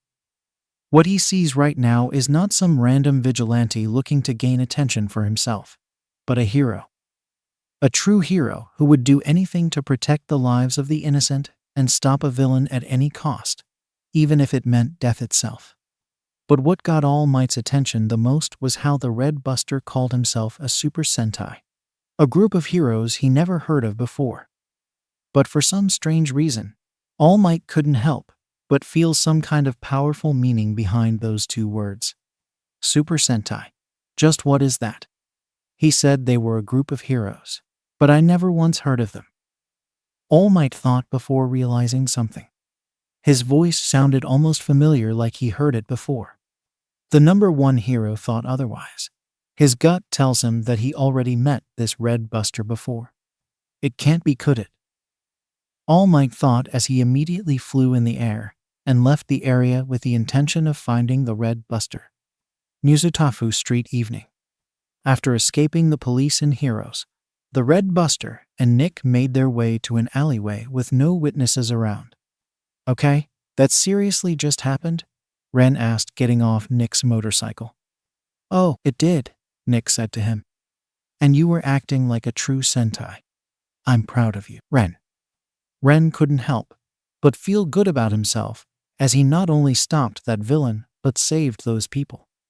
"I'm pretty sure everyone's going to be talking about this now and see you as a vigilante," Nick said to him. "Let's them talk. I don't care," Ren said. "I did what I thought was right and saved some lives. Anyone who disagrees can go screw themselves." That's right. He was a Super Sentai now, and it's his duty now to protect the people of this planet.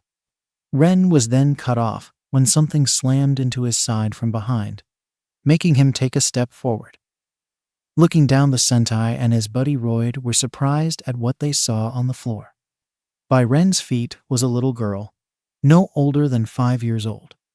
She had white hair, pale skin, red eyes, and a single horn growing out of her head. What was really surprising was what she was wearing. She had a white loose hospital gown that reached all the way to her feet. She also had thick bandages around her arms and feet, and she had no shoes on. This little girl's name was Iri. Alarm bells started to go off like crazy in Ren's head as he looked down at the girl, who looked at him with scared and despite eyes. Ren reached his hand down with a concerned look on his face. "Are you all right?" Ren's hand froze when the girl flinched. "Well, that's not a good sign," Nick thought in concern. "There she is," a male voice said. The little girl froze as Ren and Nick looked up to see 4 adults in shady outfits exit the alley. One adult had long wild blonde hair that looked like a lion's mane and had a tail behind him. His face also had a giant maw with sharp teeth showing. Another had a long tongue nearly reaching the floor and had warts all over his face. The third one had a giant eye for a head, but looked like he had a little mouth under it. The final person was the most normal looking with orange hair and a leather jacket that exposed his arms. Ren hardened his eyes behind his helmet as he gently grabbed the girl, ignoring her flinch, and pushed her behind him. "Who are you for?" the buster demanded in a serious tone. The 4 suspicious-looking men gave the red buster a surprised look before they all narrowed their eyes. "We don't want any trouble, hero. Just hand over the girl," the lion man said, catching Ren off guard before he realized what he meant. "Hate to break the news to you, Catface, but I'm not a hero. I'm some kind of up-and-coming vigilante," Ren said before repeating his question. "And where are you taking her?" Long Tongue growled and glared at the go-buster. "We're taking her to where she belongs. Now hand her over, or you will be sorry," he said as the 4 men let their quirks flare, but didn't attack. That was a big mistake. Even if he is outnumbered, a Super Sentai is used to fighting a long number of enemies. Ren instantly slowly got into a fighting stance. "Little girl," the girl behind Ren turned to him with a shaky look on her face. "Get behind my bike." Eri quickly ran towards Nick and hid behind him. Before the villains could even react, Ren used his super speed to poke all 4 of the adult men in their eyes, as they were blind. "What?" "My eyes. I can't see. I'm going to blast this kid." "Don't. You might hit the girl." Ren had already acted as soon as he threw his punches. The red buster immediately ran back to them at his normal speed. He bolted towards the figure and slammed his fist into the orange-haired man's jaw before he could even react, making him lose control of his quirk and turning it off. Ren then throws a sharp left hook into the orange hair's liver, making him double over in pain. Finally, Ren shot his knee up into the villain's face and smashed it right into his nose, a satisfying crunch being heard.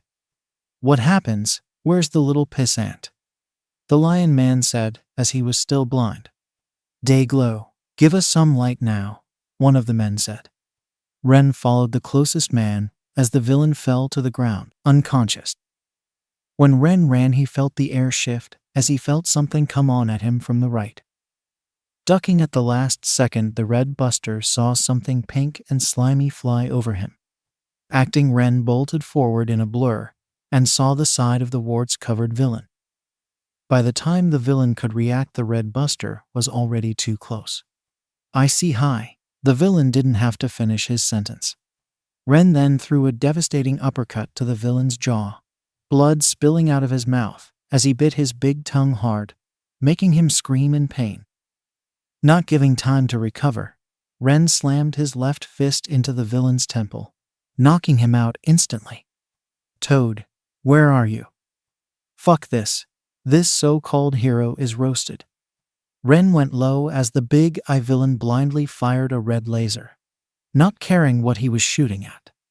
"Hey, cut it out," Nick told him as a laser almost hit him with Eri still hiding back him. Yet despite this, Ren kept moving as he tapped his transpod. "Transport," a voice from the transpod announced. "Damn it, stop firing blindly. You're going to hit the gi." The lion man was cut off when Ren popped in front of him with the Salgan blade materializing in his hand. "There you are, you little." The villain was again cut off, but this time when Ren slashes him in the chest. "Ah!" the lineman roared in pain as he dropped to his knees. "Bad kitty." Ren yelled in a cocky voice as he back-kicked the lion villain in the neck, making him fall back. I got you now, the large eye man yelled before he fired. Ren immediately hit a red laser with his Saugen blade to deflect the blast into the air. Did I get him? Did I get the little fucker? The large eye man asked. The Cyclops was cut off when Ren rushed at him and slammed his fist right into his giant eye. The villain was blown off his feet and instantly knocked out before he hit the ground, a giant swirl in his eye. Once everyone was down, Ren sighed and looked around to see all the villains were knocked out, except for one. Who are you? The lion villain asked as he struggled to his feet. Ren was quiet for a moment as he thought of the perfect answer. I am a Super Sentai that shut down weak trash villains like you, Ren said in a dramatic deep voice as he posed in front of the villain. I am the one that fights to protect the people of this planet from evil beings. I am the Red Buster, leader of the Tokime Sentai Go Busters. Ren yelled out his name as he posed again. Seriously? The villain said in utter confusion. Super surprise kick. The Red Buster shouted as he launched a high kick at the Lion Man. The villain growled as he brought out his claws. Dumb move, taking me on in the open without your stupid quirr. The Lion Man was cut off when Ren stopped the kick at the last second and slashed his blade against the villain's cheek again. Ah, you said you were throwing a surprise kick. The villain couldn't help but complain. That's the surprise to the kick. And only a dumbass would fall for such an obvious trick. Ren shouted at the villain as he launched a high kick right into the villain's jaw, making his head whip back and knocking him out. Ren sighed as the final villain was knocked out. Turning to the end of the alley, the teen saw the little girl stare at him with complete shock on his face as she hid behind Nick's motorcycle. As the teen started to make his way over, Eri hid behind his partner with a scared look on her face. But unknown to Ren, there was a fifth villain who was hiding behind a trash can as he watched all of this with widened eyes. All of his allies were taken out easily by a single vigilante. This is bad. I have to report to Overhaul about this. The fifth villain thought before sneaking away so they didn't notice him. Hey, it's okay, Ren said softly as he demorphed back to his regular clothes and gave her a soft smile. It's over now, you're safe, he said as he crouched down across from her. The girl hesitantly brought her head out from behind the bike and looked at Ren. Safe, Eri said hesitantly. Yeah, my partner speaks the truth, Nick said, transforming back to his humanoid form. This made Eri back away in fear of the robot. Whoa, easy. He isn't going to hurt you. This is my partner, Ren said, trying to calm her down. Yeah, I'm as harmless as a puppy, Nick said in his defense, which made Eri calm down a bit. You're not going to hurt me? Eri hesitated to ask. Of course not. If anything, I want to be your friend, Nick said, which made her eyes widen. Really? Eri asked. Yup, like what Nick said. We aren't going to hurt you. Ren smiled and nodded his head. But I need to bring you somewhere safer. Do you know where you live? A white room, Eri said to him. So many alarms went off in Ren's head from the girl's one answer. Yet despite everything, the teen kept his smile on his face. Can I have your name, please? Ren asked slowly. Eri, the girl said softly, bringing her head a little more out. Well, Eri, I don't know why those men were after, but I'll keep you safe from now on, Ren said, surprising her. Do you mean it? Eri asked cutely with her bright red eyes.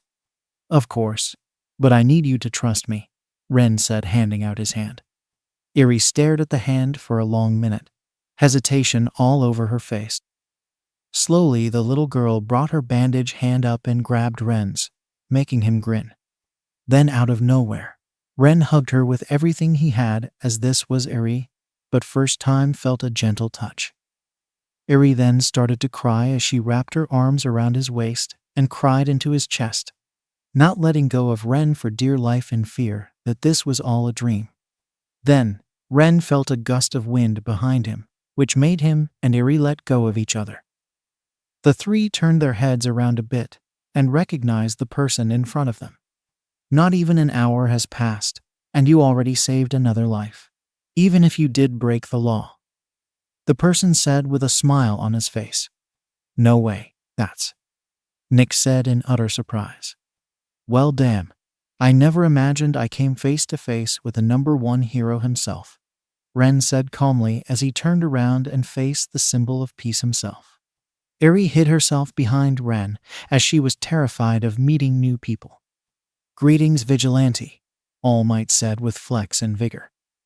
A nice day, is it not? Yeah, it is, when there aren't a bunch of blood-crazy villains and kidnappers. Ren replied he was not in the best of moods as he was holding Eri close to him. An awkward silence later fell over them as All Might coughed. Look, if you are here to arrest me for breaking such a stupid law, I will fight back, Ren said in a dangerous tone as he prepared his morphin brace. No, I didn't come here to arrest you. I just want to talk, All Might finally said, dropping his hero's voice. Ren looked at him, a little confused but nodded. Okay, but before that, Ren said, pointing at the unconscious men. We might need to take care of them first, because I got a feeling that they did something to this girl, Ren said as he showed him, Eri clinging on to him tightly. Sure thing, All Might said, pulling out his phone to make a call. I'll just make a quick call to my friend in the police force. Musutafu Hospital Night. Okay. So you have major bruising all over your body. Not to mention several broken bones, the doctor said to her. Hayami could only hang her head in shame as she heard the doctor list all the injuries that both she and Tatsuo got during that fight against Muscular. Honestly, it's a miracle that not one of you has internal bleeding. Forgive me if this sounds crude, but it's a good thing this villain enjoyed taking his time. Otherwise, both of them could have had fatal injuries. The doctor said. Wonderful, Tatsuo said as he lay on his hospital bed, covered in casts and bandages. The same goes for Hayami as well. Only she was in a full-body cast due to damage she received when Muscular tossed her like a ragdoll into a group of civilians. Honestly, this whole thing was a big mess from the start. A tired-looking man said as he was leaning against the wall with his arms crossed. He is a slender and tall, pale-skinned man with messy, shoulder-length black hair that partially hangs in front of his face and often half-opened black eyes. He is usually recognized for his worn-out appearance, often having a fatigued appearance. His facial hair remains unkempt, and his eyes almost always look tired and flat. He is wearing sports a ragged black outfit that consists of a long-sleeved shirt and matching pants that tuck into his boots. He also wears a utility belt and his signature wrap scarf around his neck. His name is Shota Aizawa, also known as the Erasure Hero, Eraserhead. He had accompanied both of the two pro-heroes to the hospital to ensure that both of them would be okay after the supermarket incident. Right next to him was his co-worker and friend since high school. She was a tall, curvaceous woman with sky-blue eyes, which tilted downwards in the center, framed by a set of rather long eyelashes. She had abundant spiky dark purple hair, which was made up of layers of varying lengths, the longest ones reaching down below her waist. Her chin-length bangs were split into 3 sections, 2 swept to the sides and 1 over her face, going diagonally down to the left between her eyes. She also had a small beauty mark below her left eye, as well as red painted nails. Her hero costume was very similar to one of a traditional dominatrix. She wore a breastless, black leather leotard similar in style to a corset over a thin, skin-tight white bodysuit, which accentuated her voluptuous figure. The center strip of her leotard was embellished with red gemstone-like accessories in a vertical pattern, extending from her collar to her midriff. She also wore translucent, black, thigh-high garter stockings, which were attached to a burgundy utility belt decorated with gold studs around her hips, a matching pentagonal buckle in its center, and black knee boots. She had a small red mask outlining her eyes. and a handcuff on each wrist. Her name is Nimiri Kayama, also known as the R-rated hero, Midnight. She was here in the same room as the rest of the heroes, though she was simply resting on a comfy chair. The doctors simply prescribed her pain medicine in order to deal with the soreness that she was feeling. It's a miracle you two are even alive. Muscular is no laughing matter. His quirk and lust for violence makes him a dangerous man, Midnight said as she took slow sips from a glass of water and began massaging her aching muscles. If I'm being frank here, Tatsuo began. Then the worst part of all this is, the older man's words came to a halt when a door suddenly opened. Mom, Dad. The voice of a young child who was crying and frightened. His breath came out fast, and the sweat on his face was enough to tell everyone that this young child ran here as fast as possible. He is a small boy. He wears a white-collared shirt with buttons, dark shorts, and black boots. He has short, spiky black hair and wears a red hat with two golden, spike-shaped horns on the front. This young boy was named Kota. Kota, Hayami asked, who was shocked to see her son here in the hospital. What are you doing here? Kota, how on earth did you get here? Tatsuo asked, who was just as shocked as his wife. Why you're okay? I thought. The boy didn't answer his parents' questions. Instead, he simply ran up to them and grabbed both of their hands. His crying and fear slowly began to fade after he felt his parents rub his head. It's okay, Kota. We're okay, Hayami said, trying her best to calm her son with a soothing voice. Kota. Soon after, a new face entered the room. It was a middle-aged woman with brown eyes and red hair. She was wearing a dress in a very reserved fashion, choosing a knee-length skirt, dark leggings, high-heeled shoes, and a turtleneck sweater with a loose collar. This was Shino Sasaki, also known as Mandalay, leader of the Wild Pussycats. Shino? Hayami looked at her son, and then at the red-headed woman, and then everything clicked. Shino, what were you thinking bringing him here? She asked her cousin. Sorry about that, cousin, Shino said sheepishly as she rubbed the back of her head when everyone turned their attention to her. But when Kota saw the news, he kept asking to take him to the hospital. You can't blame a son for being worried after hearing his parents are in critical condition. The red-headed hero knew how Kota, her second cousin, would react. She didn't blame him, honestly. Shino was scared too when she heard on the news that her cousin was sent to the hospital. She drove here as fast as she could, just to be sure that they were both okay. Hello, Eraserhead, Midnight. Shino gave a friendly greeting to the two before walking closer to her Kota. Hey, see? Your mom and dad are okay. She began soothing her younger second cousin. Come on now, you have to be strong. For both your mom and dad until they get better. Why, yeah, Kota's tears soon stopped, but he didn't let go of either of his parents' hands. He held on to them, as if he was afraid that if he let them go then his parents would leave forever. And now I've scared my son. Honestly, what a poor hero and father I've been today. Tatsuo said in shame. His wife was feeling no different. She too was embarrassed and ashamed over what happened. For what it's worth, officially, Aizawa began saying. The water hose heroes attempted to subdue Muscular and retreated due to injuries. Then other pro heroes showed up to finish the job. I've spoken with the chief of police. That is the official statement that the case will be getting. He explained to them. We don't want to mention anything about our vigilante friend who came over. Midnight said. That last thing we need tonight is Eraser. Midnight, haven't you seen the news? Both Aizawa and Nimiri shook their heads. They haven't gotten a chance since they've both been busy with everything else. Shino didn't say anything. She simply got the remote turned on the TV, and then scrolled to the news. There was a female reporter in front of the bank that was now covered in police tape. While the official police statement has stated that the water hose heroes, along with other pros, were the ones who subdue the villain called Muscular, it appears that we are not getting the whole story. The female reporter said. "Oh no," Aizawa said with widened eyes. According to eyewitness accounts and video recordings, it appears that the water hose heroes were in danger of losing their lives during the fight.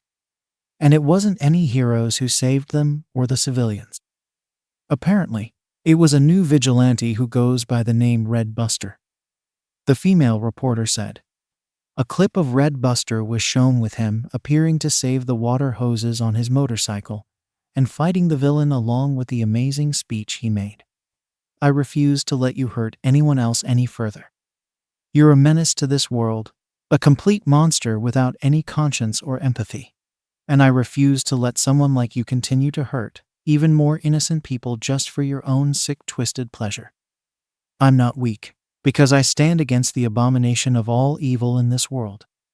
I am the defender of love, dreams, and peace. I am a Super Sentai, a group of heroes that dedicated themselves to protecting the happiness and smiles of the people in the world. I hold not only my own ideals and hopes, but the hopes of everyone behind me. The innocent people of this city, their families, those two heroes, the people of the earth, and everyone else you've hurt in the past or are going to hurt in the future," the Red Buster said. The heroes in the room and Koda, who heard this, were completely stunned by what the vigilante just said. It was inspiring to hear something like this, even if it's from the mouth of a vigilante. Aizawa, who was the first to get over his shock, noticed something about the vigilante's voice. It sounds like the voice of a child, someone who was in their teens. Just listen to some of the people who were in this horrific crisis, the female reporter said as the scene changed multiple times to different people's reactions to the Red Buster. The camera cut to an older man who looked half in shock and half in awe. It was crazy. Muscular was about to choke the water hose heroes until the Red Buster came in on his motorcycle and saved them at the last second, the old man said. The camera cuts to several other people, each with their own story to tell about the vigilante.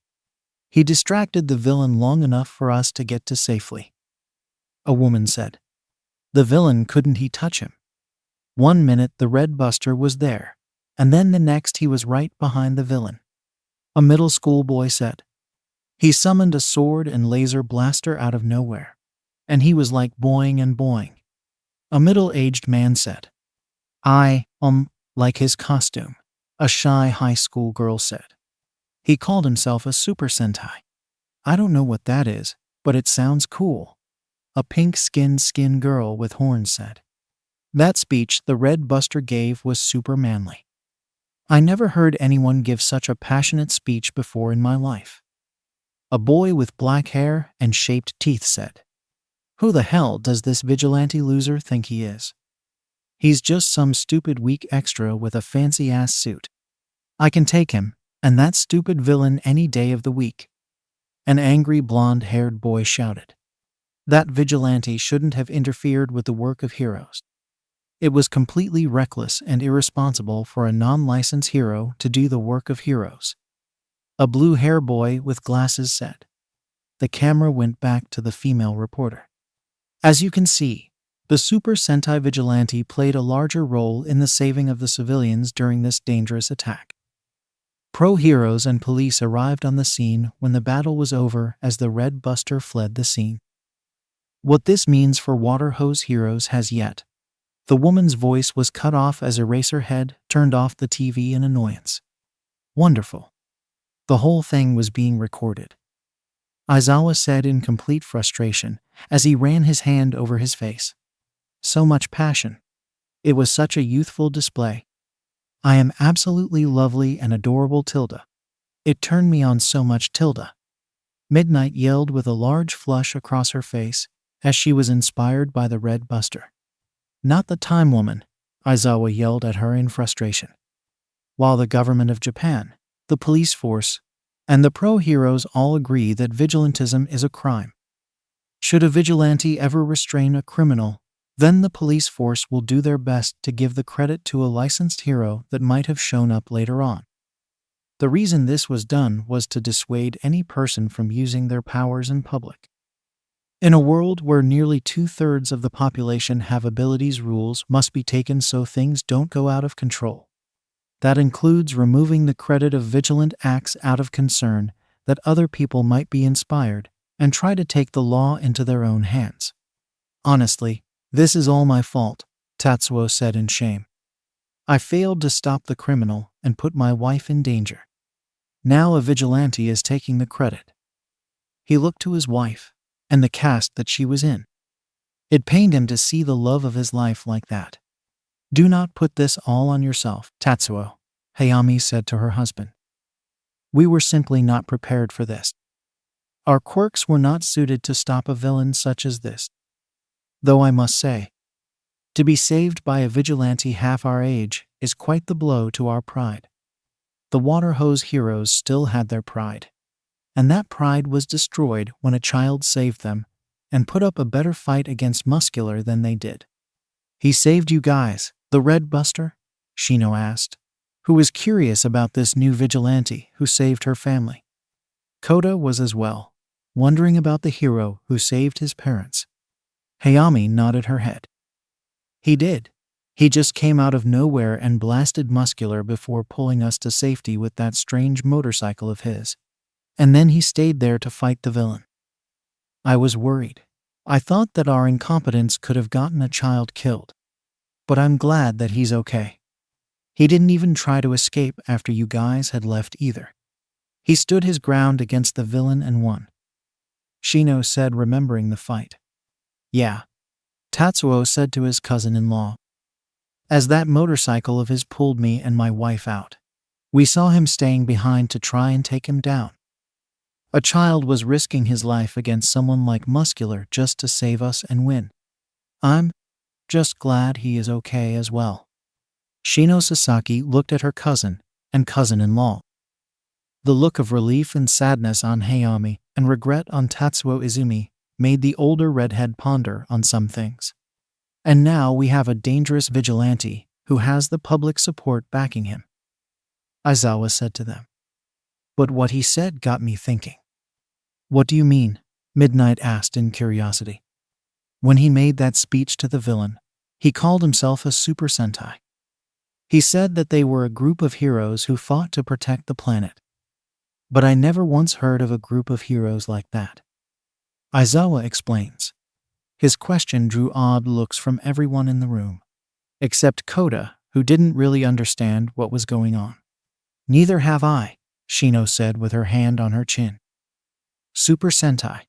Doesn't that translate to the task force? You think there is a group of heroes from the past? Hayami asked. When we read Buster said, he was the leader of the Tokime Sentai Go Busters, Tatsuo said. Go Busters? Midnight asked in curiosity. Who knows? But either way we need to find this Red Buster and capture him before he hurts himself or someone else, Aizawa said. Most of the people in the room didn't like the idea of arresting the Red Buster because the kid did save their lives, but they were heroes and had to follow the law. Shy Hesekai resident underground night. In a remote area, one man was on his hands and knees as he was sweating nervously in fear with the figures in front of him. He is a pale man of narrow build with short, shaggy auburn hair, parted to the right. His eyes are thin, their irises small and gold, with rather long lower eyelashes and small eyebrows. He wears a black dress shirt with matching dress pants, a pale gray tie around his neck, and a belt with a long, thin buckle around his waist, with 3 beaded lobe piercings in his left ear. Over this, he wears a dark olive green bomber jacket, its collar lined with thick purple fur and white lace-up sneakers, their soles tan-colored, with no socks on his feet. His most noticeable features are the white surgical gloves he wears on his hands and the magenta plague mask he wears over his mouth, which is tipped and embroidered with gold. His name was Kai Chisaki, also known as the villain, Overhaul. Behind him were various other people in their own costumes. A slim man with short, light-colored hair that he wears parted with bangs hanging down his forehead.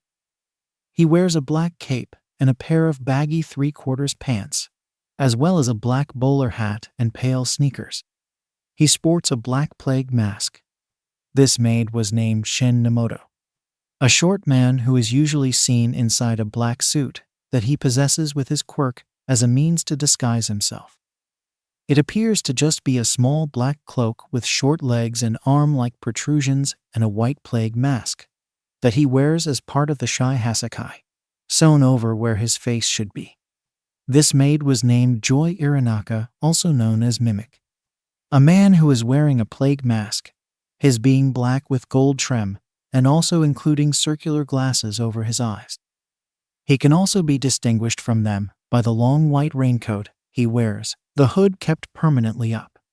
This maid was named Hari Kurono, also known as Chronostasis. How could you lose her? Chisaki asked in a calm voice, but was releasing a large amount of killer intent that had the man pissing himself. It wasn't my fault. Some vigilante took her. The underling cried in a desperate voice as he looked at the man in front of him. He had some super speed quirk. He single-handed took out the others in a matter of seconds, and his name was Red Buster and— You had one simple job, Chisaki said, cutting him off as he rubbed his face. Bring her from point A to point B, yet somehow you lost her to a no-name vigilante. He then took a deep breath and let it out slowly. I want you to find this Red Buster and bring him to me. With any luck, he still has Eri. I'll do it. I'll find this guy and get the girl, the man said as he stopped his sentence when he felt a hand on his head, making him go pale. I wasn't talking to you, Chisaki said in a cold tone. Nuo, please don't. I'll do better, I swear. The man pleaded for his life. I don't forgive idiots that can't do their jobs. Chisaki snapped before activating his quirk. Please no for. Asterisk splat asterisk. The man who is begging for his life is disintegrated. As most of the room got colored by the man's blood, his upper body is no more. Chisaki then turned to the other villains behind him, as they weren't the less bit faded by what their boss just did. Find Eri, and bring this Red Buster to me. I'll show what happens to people who interfere with my plans. Chisaki ordered his men. Yes, overhaul/right. Boss/as you wish, young master. They all said before leaving to find Eri and the Red Buster.